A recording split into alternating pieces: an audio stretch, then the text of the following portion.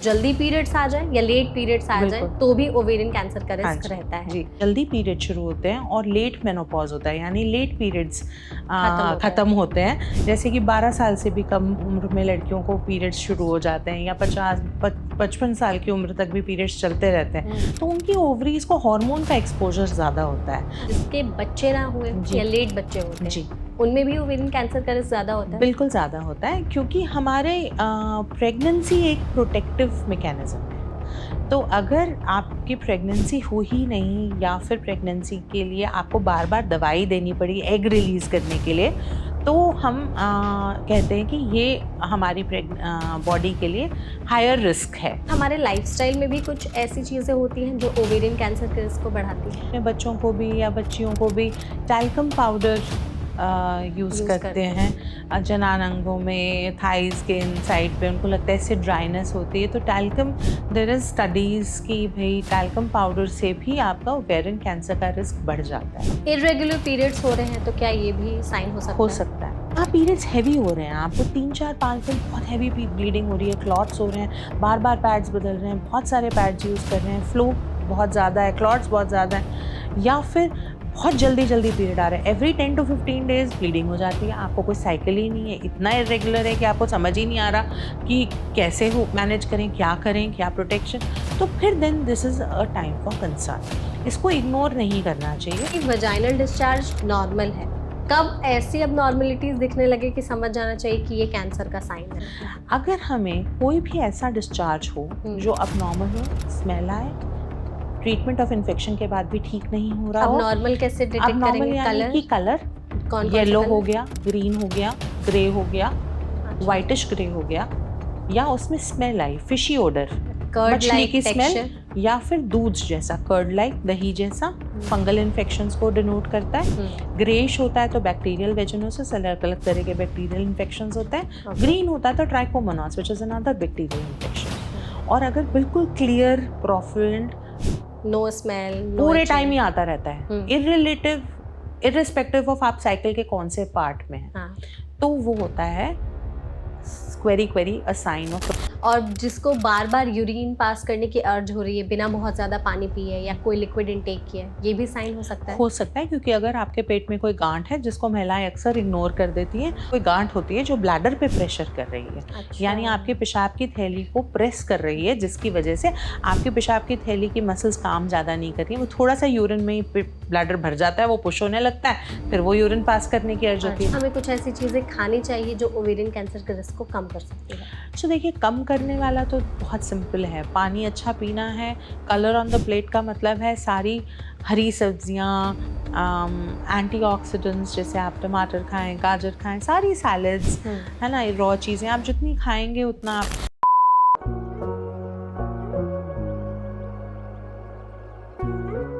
एक लेडीज है जिनको कई टाइम से एसिडिटी और ब्लोटिंग की प्रॉब्लम थी। जब उन्होंने टेस्ट कराया तो स्टेज 3 का ओवेरियन कैंसर निकला। ऐसे ही बहुत से छोटे छोटे सिम्टम्स हैं जो यूजुअली हम इग्नोर कर देते हैं और आगे चलकर ये ओवेरियन कैंसर का रूप ले सकते हैं। आपको बता दें, डेटा के मुताबिक इंडिया में हर साल 25,000 से ज़्यादा ओवेरियन कैंसर के केस रिपोर्ट किए जाते हैं।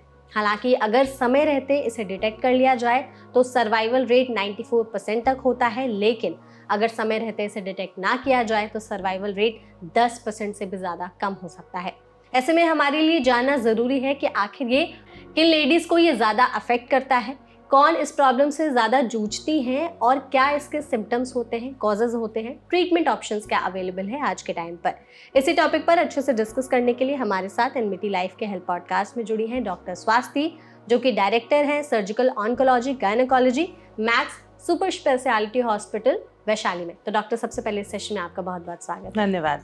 तो डॉक्टर, इस सेशन के जरिए हम लोग ओवेरियन कैंसर के बारे में ज़्यादा से ज़्यादा जानने की कोशिश करेंगे, लोगों को अवेयर करेंगे, उन तक ये इन्फॉर्मेशन पहुंचाएंगे। तो सबसे पहले बेसिक से ही स्टार्ट करते हैं। ओवेरियन कैंसर आखिर होता क्या है? क्या ये सिर्फ ओवरी में ही हो सकता है? पहली बात, ओवेरियन कैंसर ओवरी से नहीं शुरू होता है। आपको बहुत हैरानी होगी ये जान के कि actually ovarian cancer Fallopian tube से स्टार्ट होता है। यानी कि हमारे, अगर हम अपने प्रजनन अंगों को देखें तो जो इंटरनल रिप्रोडक्टिव सिस्टम है उसमें यूट्रस के दोनों तरफ एक एक ट्यूब, एक एक फलोपियन ट्यूब और एक एक ओवरी होती है। तो जहाँ स्पर्म्स नीचे से जाके ट्यूब में पहुँचते हैं, सर्विक्स और वजाइना से जाके, वहीं ओवरी एग रिलीज़ करती है और ये एग और स्पर्म मीट करते हैं फलोपियन ट्यूब में। तो जिस तरह प्रेगनेंसी फलोपियन ट्यूब में होके बाद में यूट्रस तक जाती है, इसी तरह से कैंसर एक्चुअली फलोपियन ट्यूब में स्टार्ट होता है। तो जो ट्यूमर है वो वहाँ स्टार्ट होता है। जो हाई ग्रेड ट्यूमर्स हैं, जो एग्रेसिव या ख़तरनाक ज़्यादा घातक कैंसर्स हैं, वो वहाँ शुरू होते हैं और फिर वो ओवरी पे स्पिल होके गांठ बना के ओवेरियन कैंसर की तरह प्रोजेक्ट करते हैं। और यही ट्यूमर्स हमारे पूरे पेट के अंदर की जो त्वचा है, जिसको हम पेरिटोनियम बोलते हैं, वो वहाँ जाके ट्यूमर डिपॉजिट्स की तरह प्रेजेंट करते हैं। तो ओवेरियन कैंसर एक्चुअली ओवरी से नहीं शुरू होता। ये एक नई रिसर्च के अनुसार पिछले 1 शतक से हम इस चीज़ को समझ चुके हैं। दूसरी बात, आपने कहा क्या कॉजेज़ होते हैं ओवेरियन कैंसर के। तो ओवेरियन कैंसर के कई कॉजेज़ होते हैं। जो ज़्यादातर महिलाओं में 50 की उम्र के बाद ओवेरियन कैंसर की संभावना बढ़ जाती है। जिन महिलाओं को अर्ली मेनार्की यानी जल्दी पीरियड शुरू होते हैं और लेट मेनोपॉज होता है यानी लेट पीरियड्स ख़त्म होते हैं, जैसे कि 12 साल से भी कम उम्र में लड़कियों को पीरियड्स शुरू हो जाते हैं या 55 साल की उम्र तक भी पीरियड्स चलते रहते हैं, तो उनकी ओवरीज को हार्मोन का एक्सपोजर ज़्यादा होता है। तो बार बार वो एग प्रोड्यूस कर रही हैं ओवरीज, तो उनकी जो ओवरीज की जो सरफेस एपिथेलियम है, जो उनकी सेल्स हैं, वो बार बार डैमेज हो रही हैं। तो क्रॉनिक इन्फ्लेमेशन, जैसे आपने देखा होगा कोई दांत है हमारे चीक के अंदर की सरफेस को टच कर रहा है, उसमें बार बार वो रगस लग रही है, फ्रिक्शन हो रहा है, उससे कैंसर अंदर हो जाता है, बक्कल म्यूकोजा का। इसी तरह से ओवरी की सरफेस बार बार डैमेज हो रही है, बार बार बन रही है, बिगड़ रही है, बन रही है, बिगड़ रही है। तो इस वजह से ओवेरियन कैंसर ज़्यादा होता है। तो जिन महिलाओं में लॉन्ग एक्सपोजर टू हार्मोन्स है, उन महिलाओं में ओवेरियन कैंसर ज़्यादा देखा गया है। इसी तरह से कई महिलाएं जिनमें इनफर्टिलिटी है, यानी कि प्रेगनेंसी ना होना या प्रेगनेंसी हुई ही नहीं, नली पैरिस वुमेन, जैसे कि नेवर हैड अ चाइल्ड, या फिर प्रेगनेंसी लेट हुई यानी 35 साल या उसके ऊपर हुई, तो उन महिलाओं में भी देखा गया है कि ओवेरियन कैंसर का इंसिडेंस ज़्यादा है। तो यानी कि हैविंग अ चाइल्ड, बच्चा होना और सही उम्र पे होना एक तरह से प्रोटेक्टिव मैकेनिज्म है फॉर ओवेरियन कैंसर। ये बचाता है आपकी ओवरीज को कैंसर से। एग्जैक्टली। तो डॉक्टर, सबसे पहले तो आपने यही मिथ बस्ट कर दिया कि ओवेरियन कैंसर ओवरी से ही नहीं स्टार्ट होता है, क्योंकि लोगों को नाम सुन करके ही लगता है। कॉजेस की आपने बात की, तो इसमें पीरियड्स का आपने रोल बताया कि अगर जल्दी पीरियड्स आ जाए या लेट पीरियड्स आ जाए तो भी ओवेरियन कैंसर का रिस्क रहता है। तो इसमें फिर हम कैसे समझें, और क्या वो एक मिनिमम और मैक्सिमम एज होनी चाहिए पीरियड्स के आने की, ताकि ओवेरियन कैंसर का रिस्क कम हो? 12 साल से कम उम्र पे अगर पीरियड स्टार्ट हो रहे हैं तो आपका हार्मोन एक्सपोजर ज़्यादा है। इसी तरह से 50 या 55 साल तो हम एक कट ऑफ पॉइंट मान देंगे। किसी महिला को 55 साल के ऊपर अगर पीरियड्स आए जा रहे हैं तो हम कहते हैं यूट्रस के अंदर की बायोप्सी करें, ओवरीज को चेक करें और इस महिला के यूट्रस और ओवरीज को निकाल देना चाहिए। क्योंकि अगर ओवरीज कॉन्स्टेंटली काम करती रहेंगी और महिला को पीरियड्स आते रहेंगे तो ओवेरियन कैंसर का रिस्क बढ़ जाएगा, और इतना हार्मोन एक्सपोजर होगा तो ब्रेस्ट कैंसर का रिस्क बढ़ जाएगा, और ये हार्मोनल एक्सपोजर यूट्रस की लाइनिंग पे भी चलता रहेगा तो यूट्राइन कैंसर्स का भी रिस्क बढ़ जाएगा। So such is the interplay of hormones कि बार बार जो है हम इन हार्मोन से हमारे अलग अलग तरह के अंग जो है इफेक्ट हो रहे हैं, और हम इन तीनों अंगों में कैंसर्स की ग्रोथ एंड डेवलपमेंट ज़्यादा देखते हैं। इसी तरह से हम कहते हैं कि जैसे महिलाएं आती हैं कि 55 हो गई जी, पीरियड्स नहीं बंद हुए, क्या करना चाहिए? तो हम कहते हैं आप अपने टेस्ट कराइए, अल्ट्रासाउंड कराइए, हम बायोप्सी करते हैं, ब्रेस्ट की मैमोग्राम करते हैं, ब्रेस्ट का एग्जामिनेशन, क्लिनिकल एग्जामिनेशन करेंगे, पैप स्मीयर्स लेंगे, and then we will recommend that you please आप जो है इसको निकलवा ले समय रहते। अभी कैंसर नहीं बना है, अंडेदानी भी और बच्चेदानी भी, दोनों।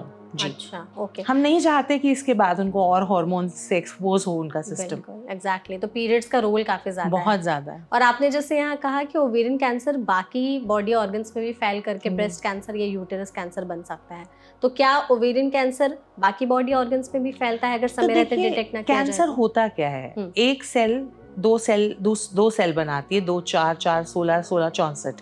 सो जो मल्टीप्लिकेशन है वो हमारी बॉडी में एक नॉर्मल प्रोसेस है। जब ये मल्टीप्लिकेशन एक सीमित दर या एक सीमित समय में ना होके अब नॉर्मल रेट से होने लगता है, यानी कि अगर जिस चीज़ को 1 सेकंड लग रहा था वो 0.1 मिली सेकंड में हो गया, तो हमने सोचा कि हाँ ये बहुत रैपिड मल्टीप्लिकेशन है, बार बार सेल्स बढ़ती जा रही हैं और मल्टीप्लाई होती जा रही हैं, और ये जो अनकंट्रोल्ड मल्टीप्लिकेशन है उसको हम कहते हैं कि एक ट्यूमर बन गया, सेल्स का गुच्छा बन गया।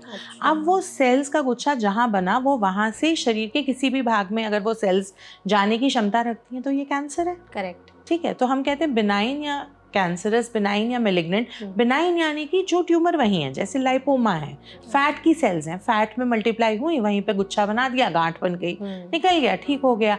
पर अगर वो सेल्स वहाँ से कहीं और जा रही हैं तो वो लाइपोसार्कोमा हो गया, है ना, वो कैंसर हो गया। तो इसी तरह ओवेरियन, जो भी जहाँ भी वर्ड आप कैंसर यूज़ कर रहे हैं इसका मतलब फैलने की क्षमता, ट्रैवल करने की क्षमता उस बॉडी पार्ट से दूसरे बॉडी पार्ट्स तक है। तो ओवेरियन कैंसर कैसे फैलता है? 3 तरह से फैलता है। डायरेक्ट स्प्रेड, यानी कि ओवरी के बगल में जो और ऑर्गन्स हैं जैसे इंटेस्टाइन्स हैं, आते हैं, पेशाब की थैली है, पेशाब की नलियाँ हैं, पेट में आंतों के ऊपर एक फैट का पर्दा होता है जिसको हम ओमेंटम बोलते हैं, जिसमें ओवेरियन कैंसर काफ़ी ज़्यादा जाता है। त्वचा है अंदर की, पेरिटोनियम, उन जगहों में अगर गया तो ये डायरेक्ट स्प्रेड से गया, यानी कि ये आसपास के उसमें छिटक के वो ट्यूमर सेल्स जो है गए और उन्होंने जगह जगह मल्टीप्लाई होकर डिपॉजिट्स बना दिए और ट्यूमर डिपॉजिट्स बन गए। दूसरी तरीका है ब्लड स्ट्रीम, यानी हिमेटोजेनस रूट, यानी कि कैंसर सेल्स ने ब्लड के थ्रू प्रवेश करके, और जहाँ जहाँ ब्लड सर्कुलेट हुआ, तो खून तो हमारे पूरे शरीर में सर्कुलेट हो रहा है, हमारे सारे हिस्सों में जा रहा है, तो हमारे लंग्स में, फेफड़ों में, लिवर में, जिगर में, हड्डियों में, वहाँ भी जा सकता है। तो ये हो गया मेटास्टैटिक, यानी कि दूर फैलने वाला। तो ब्लड उसमें सेल्स गई और वो जगह जगह जाके उन्होंने स्प्रेड कर दिया।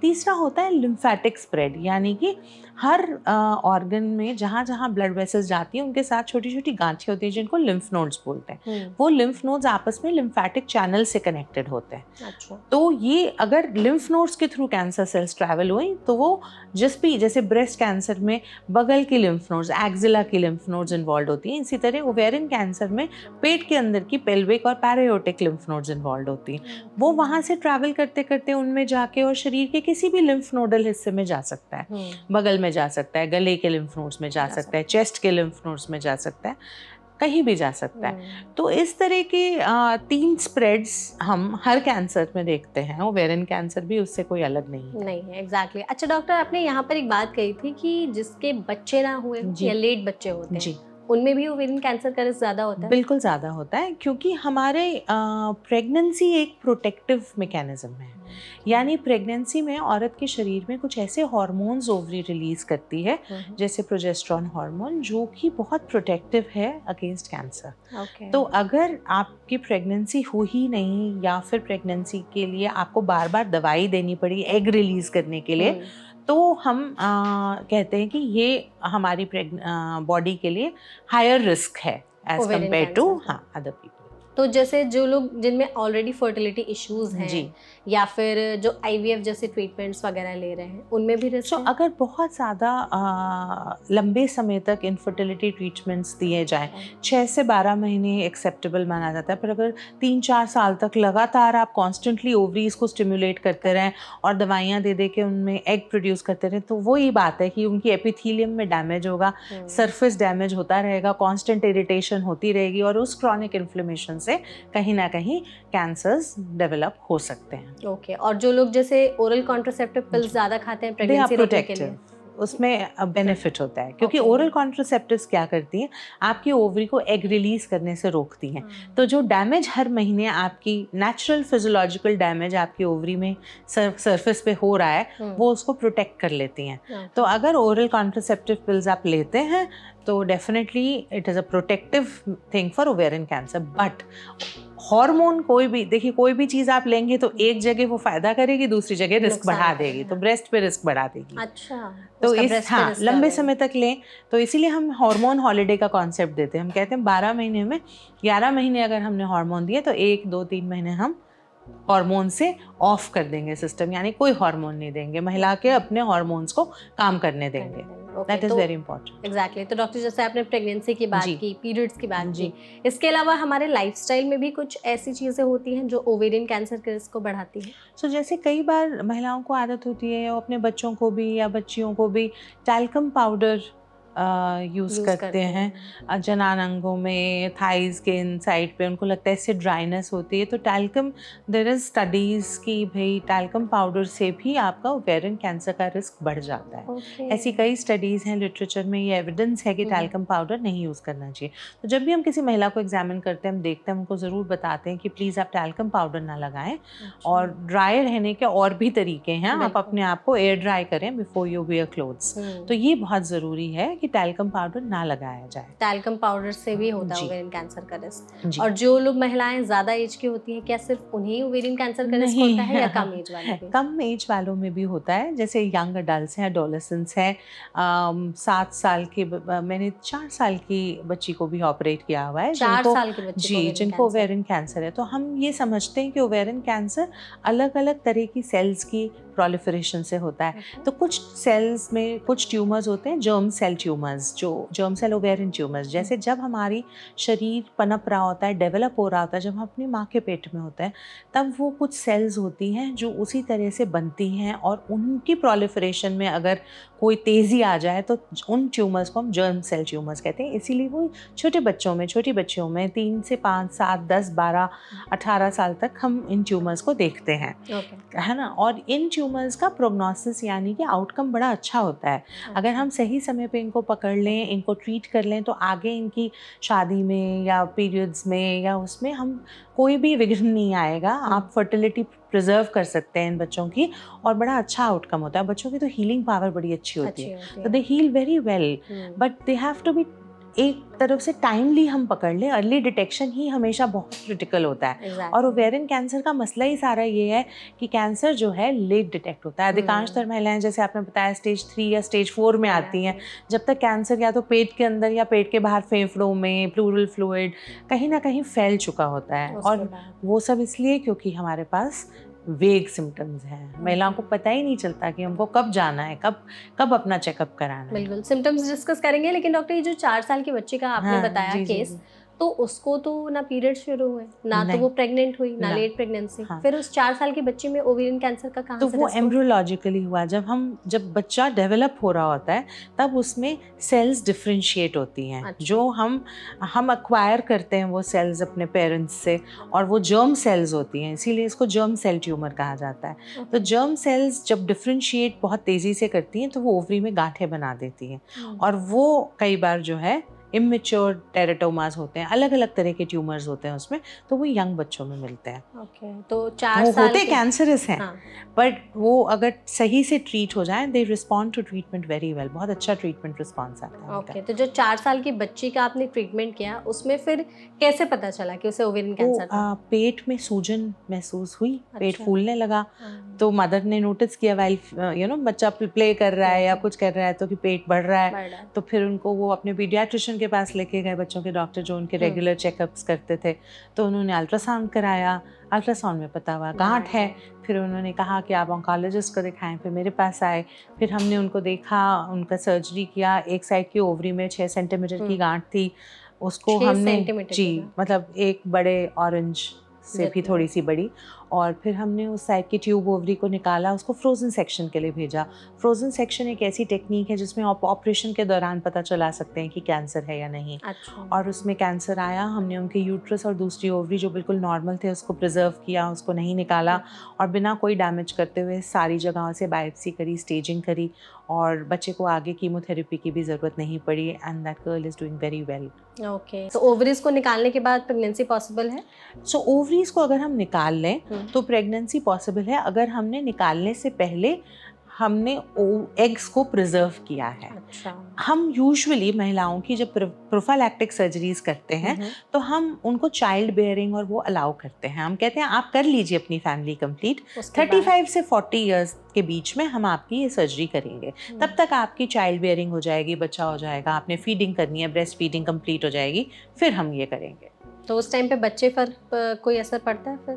नहीं, नहीं, उससे तब तक कोई ब्रेस्ट फीडिंग कंप्लीट हो चुकी complete है हो तो चुका कोई है। दिक्कत नहीं। और क्या जैसे ओवरीज निकाल ली तो फिर सेक्स लाइफ पर भी कुछ असर होता है? नहीं, ओवरीज निकाली तो हार्मोन डेफिशिएंसी ज़रूर होती है। ओके। उसको देने के लिए हम हार्मोन रिप्लेसमेंट उनको दे सकते हैं। हार्मोन रिप्लेसमेंट का मतलब होता है जो हार्मोन ओवरी बना रही है, हम उन हार्मोन्स को बाहर से टैबलेट फॉर्म में उनको दें। Hormone hormone replacement replacement therapy, okay, ठीक है। HRT।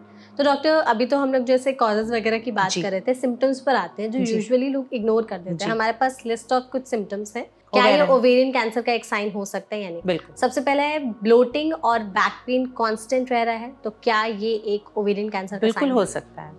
कोई भी ऐसा सिम्पटम या साइन अगर आपको 4 to 6 वीक से ज़्यादा ओके। रहे, मैं हमेशा कहती हूँ कि देखिए कोई भी आप अपने बॉडी के लिए फ्रेंडली हो जाएं, अवेयर हो जाएं। कोई भी अलग चीज़ अगर आपके साथ हो रही है जो 4 से 6 हफ्ते तक, हम खांसी के लिए भी यही कहते हैं ना, करेक्ट। 4 से 6 हफ्ते तक खांसी परसिस्ट कर रही है तो टीबी हो TB हो सकती है या मम्स हो सकती है, या फिर हम इसको जो है कैंसर के लिए फिर गेट योर लंग स्क्रीन्ड, है ना। तो इसी तरह से ब्लोटिंग अगर है, कई बार खाना नहीं पच रहा हाँ, है ना, इंडाइजेशन। इनडाइजेशन है, या एक रोटी खाई बस भूख मर गई, मन नहीं किया, इसके बाद ऐसा लगा जैसे पेट भर गया, गले तक खाना आ रहा है। ये एक बहुत कॉमन सिम्टम होता है जिसको लोग देसी इलाज या घरेलू नुस्खों से अजवाइन का पानी पी लिया या कुछ ऐसे होम रेमेडीज करके इग्नोर कर देते हैं। और आमतौर पे वो होम रेमेडीज तो चलती रहती हैं और ये प्रोसेस 7, 8, 10 साल चलता रहता है, बढ़ते रहता है फिर। वो बढ़ता रहता है या वो परसिस्ट करता रहता है। एंड सडनली 15 दिन, 20 दिन, 1 महीने की एक हिस्ट्री होती है कि जी बहुत पेट सूज गया, फूल गया, अब पानी खाना कुछ भी नहीं जा रहा अंदर, टेस्ट कराया, अब वॉमिटिंग होनी शुरू हो गई, फिर टेस्ट कराया, वो बड़ी रैपिड वो होता है। एग्जैक्टली। तब तक वो ऑलरेडी पूरे पेट को जकड़ चुका होता है। बिल्कुल। इर्रेगुलर पीरियड्स हो रहे हैं तो क्या ये भी साइन हो सकता हो है? सकता है, ओके। हो सकता है, बिल्कुल हो सकता है। तो क्या फ्रीक्वेंसी होनी चाहिए फिर सो पीरियड्स की? समझ यूजुअली जाए। हम ये कहते हैं कि महिलाओं की जो साइकिल्स शुरू से चली आ रही हैं उन्हें उसके बारे में समझदारी होनी चाहिए, यानी कि 28 से 30 दिन या मैक्सिमम 1 वीक का अर्ली या 1 वीक का डिले, यानी कि 23 to 35 के कम या ज़्यादा अगर आपको डिले हो रहा है साइकिल में तो वो ठीक नहीं है। अगर आपको पीरियड्स हैवी हो रहे हैं या in between periods bleeding spotting हो रही है या इंटरकोर्स के बाद ब्लीडिंग स्पॉटिंग हो रही है या पीरियड्स बंद हो गए, मेनोपॉज हो गया, उसके बाद ब्लीडिंग स्पॉटिंग हो रही है, तो या पीरियड्स हैवी हो रहे हैं, आपको 3-4-5 दिन बहुत हैवी ब्लीडिंग हो रही है, क्लॉट्स हो रहे हैं, बार बार पैड्स बदल रहे हैं, बहुत सारे पैड्स यूज़ कर रहे हैं, फ्लो बहुत ज़्यादा है, क्लॉट्स बहुत ज़्यादा है, या फिर बहुत जल्दी जल्दी पीरियड आ रहा है, एवरी 10 to 15 डेज ब्लीडिंग हो जाती है, आपको कोई साइकिल ही नहीं है, इतना इरेगुलर है कि आपको समझ ही नहीं आ रहा कि कैसे हो मैनेज करें, क्या करें, क्या प्रोटेक्शन, तो फिर then this is a time for concern. इसको इग्नोर नहीं करना चाहिए। कई तरह के ओवेरियन कैंसर्स, कई तरह के एंडोमेट्रियल यानी यूट्राइन कैंसर्स या सर्वाइकल कैंसर्स, इनमें से किसी भी सिम्टम में फिट हो सकते हैं। लेकिन डॉक्टर लोग ऐसा बोलते हैं कि वजाइनल डिस्चार्ज नॉर्मल है, कब ऐसी अब नॉर्मलिटीज दिखने लगे कि समझ जाना चाहिए कि ये कैंसर का साइन है? देखिए मैं हमेशा कहती हूँ जो नॉर्मल है ना वो हमें पता होता है, हर स्त्री जानती है कि नॉर्मल उसके लिए क्या है। यानी हर पीरियड में एक जो 28 दिन की साइकिल है, it is actually related to the lunar cycle. Okay. चंद्रमा से रिलेटेड होती है हमारी पीरियड्स की साइकिल। अच्छा। ये बहुत इंटरेस्टिंग है। पता नहीं था मुझे। हम सन साइन और मून साइन की बात करते हैं ना, हाँ, सो सन साइन में हमारा बर्थडे अलग होता है, हम सन सोलर सिस्टम के हिसाब से चलते हैं, और मून साइन होता है जो चंद्रमा की राशि के अनुसार हम चलते हैं, यानी हिंदी हिसाब से। अच्छा। तो जो पीरियड्स को 28 दिन की जो साइकिल जो 4 हफ्ते का वो माना गया है, उसमें होता क्या है, शुरू के 4 दिन जब ब्लीडिंग हो रही होती है तो हम अपने प्रोलिफरेटिव फेज में होते हैं, हमारी यूट्रस की लाइनिंग प्रोलिफरेटिव फेज में होती है, हमारी ओवरीज उसके बाद धीरे धीरे ईस्ट्रोजन हार्मोन बनाने लगती है, वो हार्मोन बनता है, यूट्रस की लाइनिंग धीरे धीरे ग्रो करती है। जब वो ग्रो करने लग जाती है फिर वो जाके एग रिलीज जब होता है, उसके बाद ओवरी दूसरा हार्मोन बनाती है, प्रोजेस्टेरॉन हार्मोन। फिर वो प्रोजेस्टेरॉन और ईस्ट्रोजन मिलके आगे चलते हैं और यूट्रस की लाइनिंग ग्रो करती है। फिर सडनली जो ब्रेन हार्मोन रिलीज होता है, तो बहुत बना लिया अब तुमने, अब रहने दो, अब मैं टेक ओवर कर रहा हूँ, तो वो हार्मोन रुकता है और suddenly there is a dip in the hormone and that leads to withdrawal bleeding. That withdrawal is the period. अच्छा, okay. वो है वो bleeding। और इस पूरे प्रोसेस में हर समय हमारे बॉडी से जो वजाइनल डिस्चार्ज है, जो सर्वाइकल डिस्चार्ज है, वो अलग तरह का होता है। कभी वो ट्रांसपेरेंट होता है, कभी वो म्यूकॉइड होता है, और वो ना उसमें ना स्मेल होती है, ना इचिंग होती है है ना वो कांस्टेंट होता है, वो अपनी नेचर और स्वभाव बदलता रहता है, तो ये हम सबको पता है। अगर हमें कोई भी ऐसा डिस्चार्ज हो जो अब नॉर्मल हो, स्मेल आए, ट्रीटमेंट ऑफ इन्फेक्शन के बाद भी ठीक नहीं हो रहा हो, अब नॉर्मल कैसे डिटेक्ट करेंगे? यानी कि कलर येलो हो गया, ग्रीन हो गया, ग्रे हो गया, व्हाइटिश ग्रे हो गया, या उसमें स्मेल आई, फिशी ओडर, मछली की स्मेल, या फिर दूध जैसा, कर्ड लाइक, दही जैसा, फंगल इन्फेक्शंस को डिनोट करता है। ग्रेइश होता है तो बैक्टीरियल वेजिनोसिस, अलग अलग तरह के बैक्टीरियल इन्फेक्शंस होते हैं। ग्रीन होता है तो trichomonas which is another bacterial infection. और अगर बिल्कुल क्लियर, प्रोफिलेंट, नो स्मेल, पूरे टाइम ही आता रहता है, इररिस्पेक्टिव ऑफ आप साइकिल के कौन से पार्ट में हैं, तो वो होता है query a sign of fallopian tube cancer. Must see a gynecologist, must go and get an ultrasound done. Okay, तो पीरियड्स के टाइम पर, कौन से टाइम पर अगर वेजाइनल डिस्चार्ज हो तो दैट इज नॉर्मल, और अगर पूरे टाइम हो रहा है तो फिर कैसे समझें? पूरे टाइम हो रहा है तो मतलब पीरियड्स के पहले थोड़ा सा डिस्चार्ज बनता है, पीरियड्स के बाद धीरे धीरे वो डिस्चार्ज कम हो जाता है, खत्म हो जाता है, आप बिल्कुल ड्राई हो जाते हो। फिर एक डिस्चार्ज आपको थोड़ा सा म्यूकोइड सा होता है पीरियड के पहले, तो आपको पता होता है कि हाँ सर्विक्स खुल रहा है, पीरियड्स आने वाले हैं। एक होता है मिड साइकिल में हल्का सा डिस्चार्ज 1 और 2 डेज, जब ओव्यूलेशन होती है, जब ओवरी एग रिलीज करती है, तो वो हार्मोनल इंटरप्ले से हल्का सा पेन होता है, चुभन होती है पेट में, एंड आपको समझ आ जाता है you are mid cycle. Correct, तो दैट इज हाँ, देन वो फिर अपना नॉर्मल हो जाता है। बट अगर ज्यादा टाइम तक रहे अब नॉर्मल हो तो फिर आप पकड़ सकते हैं। ओके, और जिसको बार बार यूरिन पास करने की अर्ज हो रही है बिना बहुत ज़्यादा पानी पिए या कोई लिक्विड इनटेक किया, ये भी साइन हो सकता है? हो सकता है, क्योंकि अगर आपके पेट में कोई गांठ है जिसको महिलाएं अक्सर इग्नोर कर देती हैं और उनको लगता है कि सिर्फ हमारा वजन बढ़ रहा है और हम मोटे हो रहे हैं और हमें तो जिम जाना है और हमें वजन घटाना है, वो एक्चुअली वजन ना होके कोई गांठ होती है जो ब्लैडर पे प्रेशर कर रही है। अच्छा। यानी आपके पेशाब की थैली को प्रेस कर रही है, जिसकी वजह से आपके पेशाब की थैली की मसल्स काम ज़्यादा नहीं कर रही है, वो थोड़ा सा यूरिन में ही ब्लैडर भर जाता है, वो पुश होने लगता है, फिर वो यूरिन पास करने की अर्ज होती है। जब आप हल्का सा पास कर लेते हैं फिर वो फिर फिल होता है, फिर आपको थोड़ी देर में फीलिंग आती है। तो ये प्रेशर सिम्टम्स हैं, जो कोई गांठ ओवरी की आपके ब्लैडर पे प्रेस कर रही है, तो ऐसा हो सकता है। और तो अगर यूरिन में ब्लड आना, ये हाँ वो भी हो सकता है। कई बार ऐसा होता है कि ओवरी की गांठ ब्लैडर पे प्रेस कर रही है, बड़े लंबे समय से है, उसने ब्लैडर की कैंसर बन गया, अब उसमें ब्लैडर की मसल्स को इन्वॉल्व कर लिया और जिसकी वजह से यूरिन आने में ब्लड आने लग गया, या उसने ऊपर जो है पेशाब की नलियों को इन्वॉल्व कर लिया, यूरेटर्स को इन्वॉल्व कर लिया, वहां से ब्लड आने लग गया। तो ये भी हो सकता है एडवांस केसेस में। लॉस ऑफ एपेटाइट या सडन बाउल मूवमेंट्स, की भूख नहीं लग रही है या बहुत ज्यादा भूख लग रही है, ये भी साइन होता है? तो बहुत ज्यादा भूख लग रही है तो आमतौर से साइन नहीं होता, but loss of appetite, decreased appetite होता है, और by the time this appetite and weight loss starts तब तक कैंसर काफी स्प्रेड हो चुका होता है। तो देखिए अर्ली कैंसर के कोई सिम्टम नहीं होते। नंबर 1 ये बात हमेशा हमें याद रखनी है और हर किसी को याद करवानी है कि early cancer, early stage cancer has no symptoms. और अगर अर्ली स्टेज कैंसर के सिम्टम नहीं हैं तो फिर करना क्या है अर्ली डिटेक्शन के लिए? तो आपको करनी है स्क्रीनिंग, यानी कि आप हेल्दी हैं, फिट हैं और नियमित रूप से अपनी जांचें कराएं, वही इम्पोर्टेंट बात है। एग्जैक्टली। तो अच्छा डॉक्टर, बहुत सारे जैसे सिम्टम्स ये भी होते हैं कि नोजिया हो रहे हैं, वोमिटिंग हो रही है, या फिर ब्रीदिंग में डिफिकल्टीज हो रही है, ये सब भी साइन होते हैं? जैसे मैंने अभी आपको बताया, ब्रीदिंग में डिफिकल्टी लेके आए, और कई बार होता है आंतें स्लो काम करने लगती है, क्योंकि आंतों की सतह के ऊपर ट्यूमर डिपॉजिट हो जाता है। आंतों की सतह के ऊपर अगर ट्यूमर डिपॉजिट हो जाएगा तो वो स्लो काम करने लग जाती हैं, और पेट में पानी भर जाता है, आंतों के ऊपर स्लोनेस आ जाती है, उनका मूवमेंट कम हो जाता है, तो गैस पास होना, कॉन्स्टिपेशन, गैस पास नहीं होती, कॉन्स्टिपेशन हो जाता है, और महिला को हार्ड स्टूल या 6-6, 8-8 दिन स्टूल नहीं आएगा, गैस नहीं पास होगी, पेट फूलेगा, आंतें फूलेंगी और हरी उल्टियाँ आने लग जाएंगी। हरी उल्टियाँ? हाँ, बिलियस वॉमिटिंग हम इसको बोलते हैं। ये एक आंतों में रुकावट का साइन है। तो ये भी एक साइन हो सकता है। कई बार इस तरह से भी लोग प्रेजेंट करते हैं। ओके। सेक्स के दौरान अगर बहुत ज़्यादा पेन हो रहा है तो भी हमें कराना चाहिए अपना चेकअप, क्योंकि कई बार इन्फेक्शंस होते हैं जिसके कारण ये है, ज़रूरी नहीं है कि ऐसा कैंसर में ही हो, और नॉन कैंसरस रीज़न से भी हो सकता है सेक्स के में पेन। और कई बार पेन होने का रीज़न ये होता है कि किसी एक ऐसे पॉइंट पे स्टिमुलेशन हो रही है जहाँ ऑलरेडी कोई गांठ या नोड्यूल पड़ा है, तो वो वहाँ प्रेशर पड़ता है जिसकी वजह से पेन हो रहा है। तो चेकअप कराना ज़रूरी है।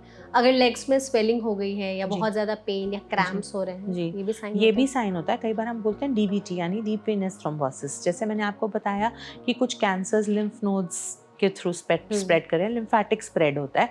तो कई बार क्या होता है, कोई गांठ है वो हमारे लिम्फेटिक वेसल्स के ऊपर पड़ी हुई है, गांठ का वजन काफ़ी ज़्यादा है, बड़ी है, और वो हमारे लिम्फेटिक सिस्टम को प्रेस कर रही है। उस प्रेस होने के कारण हमारे पैर में सूजन आ गई, लिम्फ का फ्लो ऑब्स्ट्रक्ट हो गया, और हमारे खून की जो धमनियाँ हैं उनमें जो खून का बहाव है वो बड़ा स्लो हो गया। वैसे भी कैंसर में खून का बहाव स्लो हो जाता है। तो कैंसर वाले मरीजों को थ्रोम्बस बनना या खून के थपके बनना, ब्लड क्लॉट्स बनने की पॉसिबिलिटी हायर होती है। खून जल्दी जम जाता है, ज़्यादा जम जाता है। तो अगर एक टांग में सूजन है तो नंबर 1 लिम्फेटिक ऑब्स्ट्रक्शन तो नहीं है, नंबर 2 कोई थ्रोम्बस तो नहीं बन गया, कोई खून का थपका तो नहीं बन गया, और ये कई बार कैंसर्स इस तरह से प्रेजेंट करते हैं। ओके। और इन सब के अलावा क्या स्किन में भी कुछ चेंजेस होते हैं अगर ओवेरियन कैंसर हुआ है तो? हाइपर पिगमेंटेशन हो सकती है किसी पर्टिकुलर स्किन की, बट ऐसे कोई बहुत डिफाइंड वो नहीं है। बट बेसिकली अगर उसको थोड़ा डिफाइन करना हो या लोगों को जानना हो तो कौन से पार्ट ऑफ स्किन में हो सकती है? सो कई बार कुछ ट्यूमर्स हार्मोन सिक्रीट ऐसे करते हैं जो मेल्स में होते हैं, यानी पुरुषों में जो हार्मोन होते हैं वो हार्मोन महिलाओं में वो ओवेरियन ट्यूमर सिक्रीट करने लग जाते हैं। अच्छा, ये उनको कैसे बोलते हैं androgen secreting tumours of the ovary, यानी कि उसमें महिलाओं को फ्रंटल बॉल्डिंग होगी, आगे से बाल झड़ जाएंगे, यानी कि, या फिर उनको हिर्सुटिज्म होगा, बाल ज़्यादा होंगे चिन पे, दाढ़ी पे, या मूछें आना, इस तरह के होंगे पैटर्न्स। तो इस तरह से कई बार हार्मोन सिक्रीटिंग ट्यूमर्स में हाइपर पिगमेंटेशन या ज़्यादा त्वचा का ब्लैकनिंग या डार्कनिंग हो सकती है। इन सब के अलावा क्या वार्निंग सिग्नल्स हमें अपनी बॉडी में देखने चाहिए, समझ जाना चाहिए कि ये ओवेरियन कैंसर का एक अलर्ट साइन है? तो देखिए, अगर आप सही से नहीं खा पा रहे, है ना, अगर आपको अपनी पीरियड्स में कोई भी बदलाव नज़र आ रहा है, कोई भी अबनॉर्मल डिस्चार्ज या ब्लीडिंग हो रही है, या आपको आपकी फैमिली में हिस्ट्री है, विच इज़ वेरी इंपॉर्टेंट, आपके इमीडिएट फैमिली में, आपके एक्सटेंडेड फैमिली में, आपकी हायर जनरेशन्स में, है ना, जैसे महिला के लिए इम्पॉर्टेंट है उसकी मदर, मासी, उनके बच्चे, first degree relative, second degree relative, सबके बारे में थोड़ा जानकारी रखें, लोगों से मिलें, जाने, पूछें। और अगर आपकी फैमिली में ब्रेस्ट एंड ओवेरियन कैंसर्स हैं तो काफ़ी कुछ इट इज़ इम्पॉर्टेंट। दूसरा, हर महिला जिसको ओवेरियन कैंसर होता है आजकल रेकमेंडेड है कि उनकी जेनेटिक काउंसलिंग एंड टेस्टिंग ज़रूरी है, क्योंकि बहुत सारे जिनको होता है। तो इसीलिए अगर रिसेंटली किसी को डायग्नोज हुआ है तो उनका जेनेटिक टेस्टिंग, अगर वो हैं अभी जीवित, तो वो ज़रूर करवाएं और उस परिवार से संपर्क करें आगे प्रिवेंशन के लिए। ये बहुत इंपॉर्टेंट है। सिम्टम वाइज ये भी इम्पॉर्टेंट है कि अगर पेट पे आपको पर्टिकुलरली फैट लग रहा है, जिसको आप फैट समझ रहे हो, उसको सिर्फ अपने मन में फैट ना समझें, स्पेशलिस्ट से मिलें, और अपने पेट का अल्ट्रासाउंड अगर वो बोलें तो कराने में डरें, झिझकें नहीं। अच्छा डॉक्टर, ओवेरियन कैंसर के क्या अलग अलग स्टेजेस भी होते हैं? बिल्कुल, हर कैंसर के 4 स्टेज होते हैं। 4 स्टेज हर कैंसर के 1, 2, 3 एंड 4। 1 मीन्स ओवरी को कन्फाइंड है, 2 मीन्स कि ये 1 में भी बहुत सारे पैरामीटर्स होते हैं, यानी कि मतलब वो बहुत ज़्यादा टेक्निकल हो जाएगा, बट 1 में भी ये है कि हम एक ओवरी में है कि दोनों ओवरी में है, कि ट्यूब में गया है कि नहीं, क्या पेट में पानी जो भरा है उसमें कैंसर सेल्स आई हैं कि नहीं, इस तरह अलग अलग 1 के भी सब क्लासिफिकेशंस हैं। सेकेंड स्टेज में है कि वो पेट के बाहर निकल गया, ओवरी के बाहर निकल गया, बट अभी पेल्विक के एरिया में ही है, अपर एब्डोमेन में नहीं आया, तो वो 2 हो गया। 3 मतलब वो पूरे उसमें है, या तो लिम्फ नोड में या पेरिटोनियल डिजीज है। और 4 मतलब कि वो पेट के बाहर है, डिस्टेंस पे, चेस्ट में आ गया, लंग्स में आ गया, लिवर में आ गया, बोन में आ गया, कहीं भी। तो किस स्टेज में सबसे ज्यादा ओवेरियन कैंसर डिटेक्ट होता है? 3rd and 4th। 3rd and 4th। First and second का पता ही नहीं लगता। फर्स्ट एंड सेकंड में इंसिडेंटल डायग्नोसिस होती है, यानी कि या तो सिस्ट ट्विस्ट हो गया, पेशेंट एकदम पेन के साथ आई इमरजेंसी में, देखा अरे ये तो कुछ गड़बड़ सी गांठ लग रही है, एकदम सर्जरी के, क्योंकि ट्विस्ट अगर हो गया तो उसकी ब्लड सप्लाई कट ऑफ हो गई, तो वो तो इमरजेंसी हो गई, ऑपरेट हो गई, उसी से पता चला, और ऑपरेशन के समय पे वो ट्विस्ट दिखा, और इस वजह से अगर वो पेन ना हुआ होता तो वो तो घर पे बैठे थे और तो कोई सिम्टम ही नहीं था उनको। या किसी को फीवर आया, फीवर 3-4-5 दिन नहीं उतरा, डॉक्टर ने कहा चेस्ट एक्सरे करा लो, अल्ट्रासाउंड करा लो, अब अल्ट्रासाउंड में गांठ आ गई, अब तो पता चल गया, वैसे तो पेट में कुछ और दिक्कत थी नहीं। तो इंसिडेंटल डायग्नोसिस जब होती है तब अर्ली कैंसर्स पता चलता है, 3 और 4 स्टेज में। और फिर इनके ट्रीटमेंट ऑप्शंस क्या क्या अवेलेबल हैं? ट्रीटमेंट हमेशा ना सर्जरी एंड कीमोथेरेपी से होता है ओवरी का। अगर बहुत अर्ली डिजीज़ है जो ओवरी के बाहर नहीं निकली और बहुत 1A कैंसर स्टेज है, तो फर्स्ट स्टेज में बिल्कुल कहीं भी ना पानी भरा, ना कहीं कुछ हुआ, सिर्फ ओवरी के अंदर है, तो हमें कीमोथेरेपी की ज़रूरत नहीं पड़ती। ओके, तो इसमें फिर क्या तो ट्रीटमेंट इसमें देते हैं? Only surgery is the treatment. तो सर्जरी में गांठ निकाले सर्जरी जाते में हैं? हम अगर प्रेगनेंसी चाहती है महिला, यंग है, बच्चे नहीं हैं, या एक बच्चा है दूसरा भी चाहती, कहीं फैला हुआ नहीं है, तो हम फर्टिलिटी प्रिजर्वेशन सर्जरी करते हैं, यानी कि हम उसकी प्रेगनेंसी करने की क्षमता को बचाते हैं। तो हम उसकी दूसरी ओवरी, ट्यूब और यूट्रस को बचा लेते हैं। बाकी पूरी सर्जरी में हम एक साइड की ओवरी और ट्यूब जिसमें गांठ थी वो निकालते हैं, फ्रोजन सेक्शन के लिए भेजते हैं। कैंसर कंफर्म होने पे पूरे पेट का अच्छे से एग्जामिनेशन करते हैं, omentum, peritoneal biopsies, lymph node सब कुछ निकालते हैं, पूरी स्टेजिंग करते हैं। बट उसकी दूसरी ओवरी ट्यूब अगर नॉर्मल है और यूट्रस नॉर्मल है और पेट में कहीं आंखों से ट्यूमर नहीं दिख रहा, तो हम उसको बचा लेते हैं। और अगर दोनों ओवरीज में और है अगर तो? दोनों ओवरीज में कैंसर है तो फिर ideally we should not do fertility preservation surgery except in कुछ ट्यूमर्स जैसे जर्म सेल ट्यूमर्स जो कि बहुत अच्छे प्रोग्नोसिस रखते हैं। अच्छा। उसमें हम कहते हैं अगर दोनों में भी है तो जिसमें छोटा ट्यूमर है उसमें कुछ ओवरी का हिस्सा बचा लेते हैं। They are very responsive to treatment, उनको बहुत अच्छा ट्रीटमेंट होता है। अगर उनमें कीमोथेरेपी भी दी जाती है तो जो कीमोथेरेपी उनमें दी जाती है वो उस कीमोथेरेपी से ओवरीज को डैमेज नहीं होता। बट जो दूसरी तरह के एपिथेलियल कैंसर है उसमें जो कीमोथेरेपी दी जाती है उनसे डैमेज हो जाती है ओवरीज, तो फिर प्रेगनेंसी होना पॉसिबल नहीं होता। मेरे कई पेशेंट्स हैं जिन्होंने ओवेरियन कैंसर के बाद शादी भी करी, they were not even married when they had ovarian cancer, they had germ cell tumours, they had surgery, they had chemotherapy, और अब उनकी शादी भी हो गई और अब उनके हमने पहले दूसरी ओवरी से एग भी फ्रीज करा लिया, फिर शादी भी हो गई और अब आगे बच्चा भी हो रहा है। और स्टेज 2 और 3 4 में फिर क्या So treatment? stage 3 and 4 and 2 में there is no way to protect pregnancy. हाँ, फर्टिलिटी प्रिजर्वेशन हम नहीं कर सकते। तो हम यही चाहते हैं कि अर्ली डिटेक्शन हो, क्योंकि जितनी जल्दी हमें गांठ का पता चलता है, जितनी जल्दी हम तो मोर केसेस में हमें कीमो नहीं देनी पड़ती और साथ में फिर हम जो है फर्टिलिटी को भी यंगर लोगों में प्रोटेक्ट कर सकते हैं। ओके। तो कॉस्ट ऑफ ट्रीटमेंट भी कम हो जाता है, लोगों को दिक्कत भी कम होती है, कम सफ़र करना पड़ता है, ड्यूरेशन ऑफ ट्रीटमेंट रिड्यूस हो जाता है और घबराहट भी कम होती है। तो डॉक्टर अगर जैसे दोनों ओवरीज निकाल ली तो क्या बाद में उनकी सेक्स लाइफ अफेक्ट होती है, या फिर बाद में कभी भी अगर उन्हें प्रेगनेंसी प्लान करनी है तो हो सकती है, कभी नहीं हो सकती? सो देखिए, डोनर रूसाइड से तो IVF हो सकता है, यानी कि किसी और महिला के एग्स हों और उनके हस्बैंड के स्पर्म्स हों, they can have a child through surrogacy, but हाँ उनका बायोलॉजिकल चाइल्ड नहीं हो पाएगा अगर दोनों ओवरीज निकली। ओके। और क्या इसमें फिर बच्चादानी भी निकाल लिया जाता है ओवेरियन कैंसर? सो ओवेरियन कैंसर में बच्चादानी को प्रोटेक्ट करने का, अगर दोनों ओवरीज इन्वॉल्व हैं तो फिर हम यूट्रस को प्रिजर्व नहीं करते, निकाल लेते फिर हम निकालते हैं। अगर हम दोनों ओवरीज निकाल रहे हैं तो फिर हम यूट्रस निकालते हैं। और क्या वही सेक्स लाइफ फिर अफेक्ट होती है? नहीं, क्योंकि वजाइना नहीं निकल रही, इसलिए कोई प्रॉब्लम नहीं होती। तो आफ्टर ट्रीटमेंट कैसे जो इंसान है वो अपनी नॉर्मल लाइफ में वापस आता है? हाँ, तो उसके लिए ही हम उनको बहुत ज़्यादा ऑप्टिमिज्म, होप और उनको हैंड होल्डिंग करते हैं। हमारे सपोर्ट ग्रुप्स हैं जिसमें हमारे सर्वाइवरशिप प्रोग्राम्स चलते हैं।